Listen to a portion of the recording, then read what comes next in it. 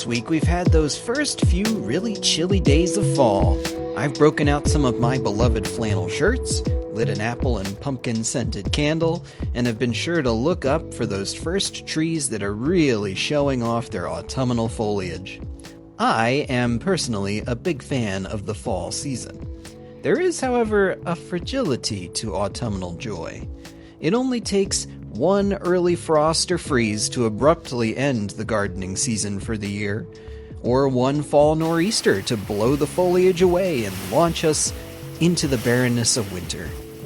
The change of the seasons will come whether we are ready or not.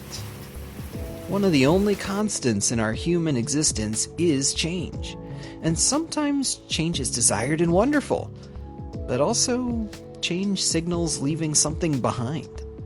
What once was will be different, and that often raises other emotions in us as well.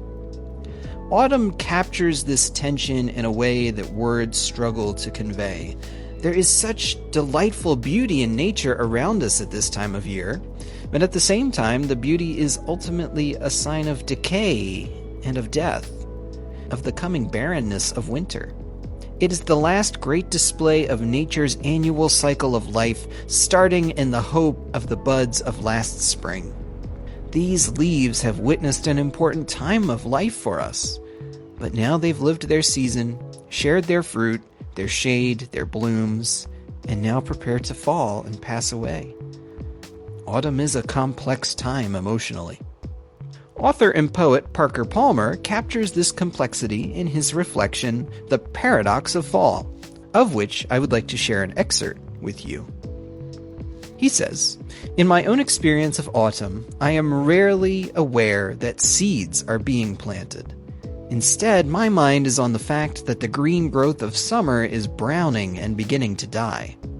My delight in the autumn colors is always tinged with melancholy, a sense of impending loss that is only heightened by the beauty all around. I'm drawn down by the prospect of death more than I am lifted up by the hope of new life. And yet, if I look more deeply, I may see the myriad possibilities being planted to bear fruit in some season yet to come. In retrospect, I can see in my own life what I could not see at the time. How the job I lost helped me to find work that I needed to do. How the road closed sign turned me toward terrain I needed to travel. How losses that felt irredeemable forced me to discern meanings I needed to know. On the surface, it seemed that life was lessening, but silently and lavishly the seeds of new life were always being sown. This hopeful notion that living is hidden within dying is surely enhanced by the visual glories of autumn. What artist would ever have painted a season of dying with such a vivid palette if nature had not done it first? Does death possess a beauty that we who fear death, who find it ugly and obscene, cannot see? How shall we understand autumn's testimony that death and elegance go hand in hand? Autumn constantly reminds me that my daily dyings are necessary precursors to new life. If I try to make a life that defies the diminishments of autumn, the life I end up with will be artificial at best and utterly colorless as well.